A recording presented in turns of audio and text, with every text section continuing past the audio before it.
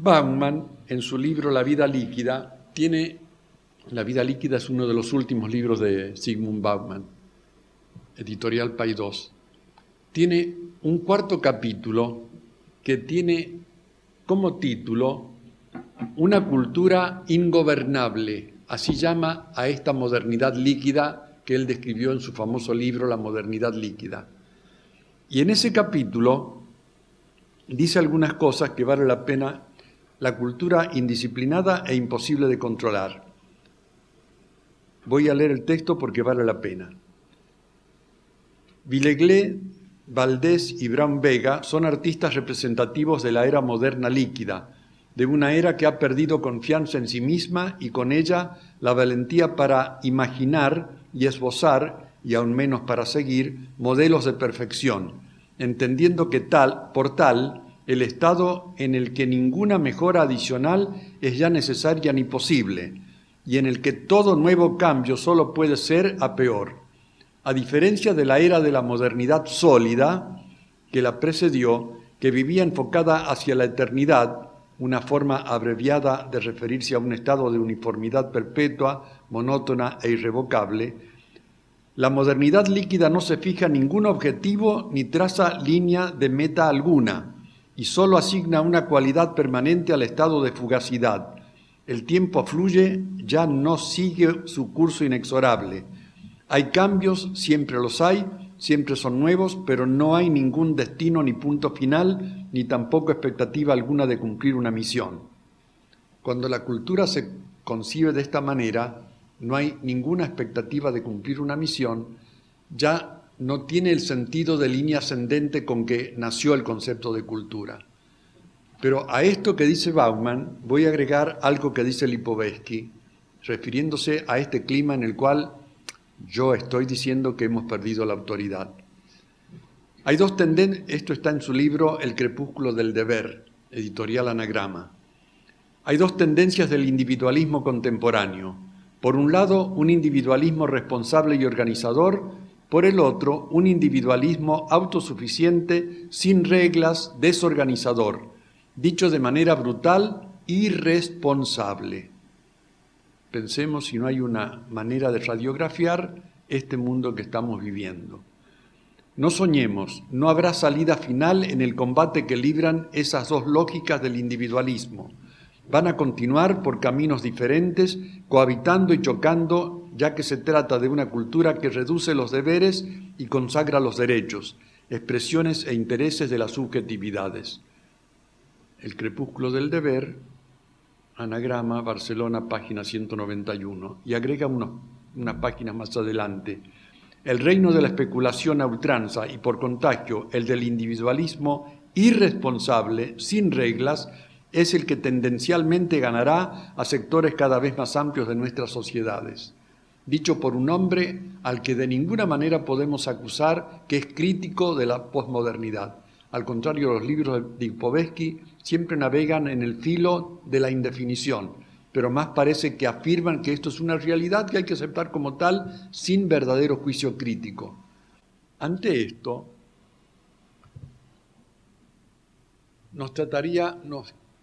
se nos propondría la tarea de repensar dónde fundar de nuevo el criterio de autoridad, para que no partamos de ningún supuesto, ni valorativo, ni de criterios, absolutamente.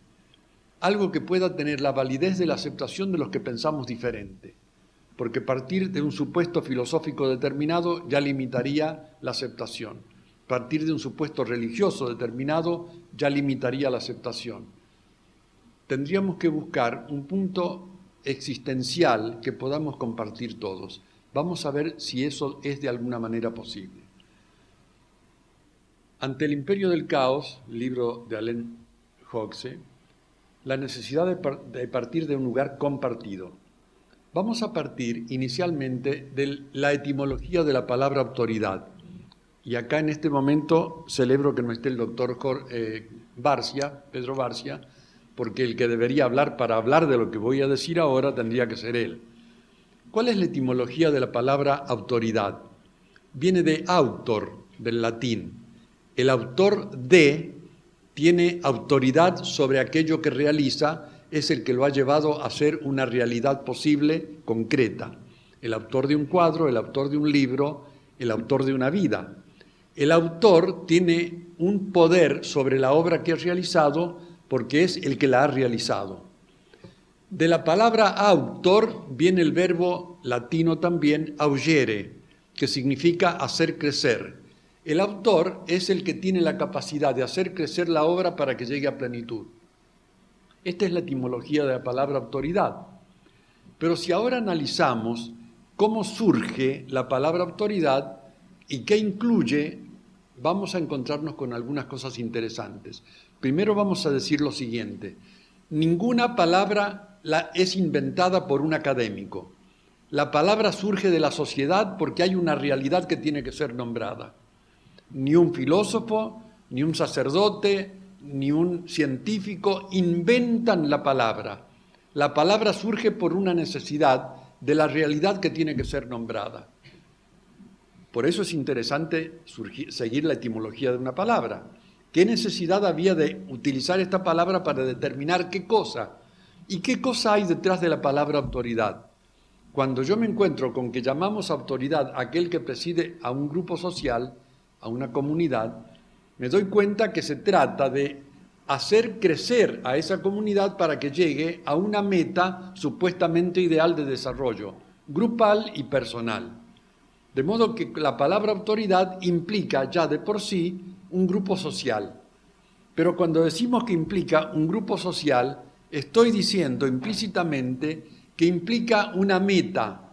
Y acá sería mentira lo que leíamos recién de una cultura concebida como una repetición o novedosa de momentos presentes sin conexión de crecimiento, de lo que leíamos recién de Bauman. Hay una meta: hacer crecer a esta sociedad para que viva de una forma adecuadamente humana. De modo que tenemos ya dos elementos: un grupo social que tiene meta. Pero para que sea posible que esto se realice, esta autoridad tiene que tener la potestad de aplicar determinadas medidas para que la meta de ese grupo se pueda cumplir y se llegue a la plenitud del grupo. De modo que la palabra autoridad ya nos pone ante una realidad que implica el ejercicio de un poder que logre que se cumpla una meta de crecimiento de todos aquellos que pertenecen al grupo al cual tiene deber de servir esa persona a la que se ha investido de autoridad. Pero no es solamente esto lo que quisiéramos decir. Supone una dimensión social, es connatural a la condición humana, supone un llamado hacia una meta, exige normas que señalen el camino, debe disponer de una potestad apta para hacer cumplir los fines, y acá nos encontramos de nuevo con la necesidad de reconsiderar lo que hemos dicho sobre cultura. La posmodernidad tiende a ver la cultura en una forma de simple sumatoria de momentos desagregados, no hay continuidad. Tendríamos que discutir esto como punto de partida. Creemos que eso no es bueno para la condición humana. La cultura ha nacido como una forma de ir cultivando de alguna manera a este ser que surge desde lo atávico y va aspirando cada vez más a formas que la misma cultura va dictando como superiores en la manera de realizar la vida humana. Si nosotros limitamos el concepto de cultura al simple hecho que se da sin ningún criterio de valoración, estamos destruyendo un elemento fundamental del concepto mismo y de la etimología misma de autoridad. Surge la autoridad porque hay una meta hacia la cual hay que llegar. En el momento actual estamos desvirtuando la meta hacia la cual hay que llegar. Entonces se supone que toda vida humana es igualmente válida en su realización, lo cual parece que choca contra la evidencia. No todas las vidas humanas son igualmente válidas en su realización. De la misma forma que no todas las culturas son igualmente válidas para la realización humana. De ninguna manera podemos admitir que el nazismo o el stalinismo han sido dos culturas tan válidas como otras culturas que tratan de abrirse paso en Occidente o en Oriente. No es verdad que todas las culturas sean iguales, porque no todas realizan de la misma manera la dignidad humana.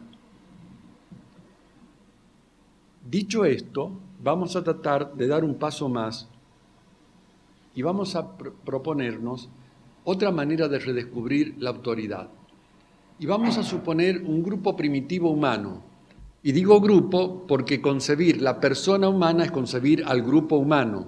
No hay forma de hablar de persona humana sino en la dimensión social. Yo me he rebelado un poco contra las definiciones, o cotejando las definiciones de persona, y también me he rebelado contra reducir al ser humano a individuo. No somos solamente individuo como una vaca o un árbol. Somos algo más porque tenemos una autoconciencia responsable de una dimensión moral que es irrenunciable. Nosotros somos capaces y estamos obligados a realizar nuestra vida. No somos simples individuos, somos personas porque tenemos una dimensión particular. Pero al definir persona, tenemos que cuidar que se den las dos dimensiones propias de la persona. Yo he definido persona en mi libro Pedagogía de la Personalidad, diciendo que la persona es el ser racional, tenemos al individuo, que es, siendo con los otros. No hay forma de ser persona sino siendo uno mismo, siendo con los otros. Y no puedo lograr ser yo mismo si no soy con los otros, pero no soy con los otros si no soy yo mismo, porque me convertiría simplemente en parte de una masa. La persona implica las dos dimensiones, de modo que vamos a hablar siempre de persona y no de individuo ni de masa. Cuando hablamos de individuo estamos en un clima de individualismo que puede volverse exacerbado como el que nos planteaba Lipovetsky hace un rato. Cuando hablamos de la otra forma, podemos volvernos colectivistas y creemos que tampoco es el clima para la realización propia del ser humano. Cuando hablamos de persona, hablamos de las dos dimensiones, ser individuo y ser social, indisolublemente unidas, porque nadie puede existir sino en el seno de la sociedad humana. Pero si existimos en el seno de una sociedad humana, surge que inmediatamente los que convivimos nos damos cuenta de que hay conductas que harían bien al grupo y conductas que harían mal al grupo. Surgen los valores. No hay forma de existir como grupo de personas sino reconociendo que hay conductas mejores que otras conductas. Y por lo tanto surgen los valores, pero donde surgen los valores, voy a decir una palabra que hoy en día no tiene popularidad, donde surgen los valores, surge el límite y la ley, inevitablemente. Porque si hay algo que vale frente a algo que no vale, yo debo regular de alguna manera la conducta de la sociedad, Aristóteles, Ética, Nicómaco, de modo tal que se vivan aquellos valores que hacen bien a la sociedad. De modo que si hablo de persona estoy hablando de sociedad, son indisolubles. Pero si hablo de sociedad estoy hablando de valores. Y si estoy hablando de valores no puedo evitar la secuencia límites. Pero si hablo de límites, que son la contracara del valor, el límite es nada más que la determinación de que hay algo valioso que debe ser cuidado, porque es importante para la vida humana. Cuando hablo de límite tengo que hablar de sanción. Y esto es parte de la cuestión crítica de hoy con respecto de la autoridad. No se quiere sancionar. Una educación sin sanción, sin premios ni castigos, como una vida social sin premios ni castigos, no tiene la solidez necesaria para ser lo que tiene que ser.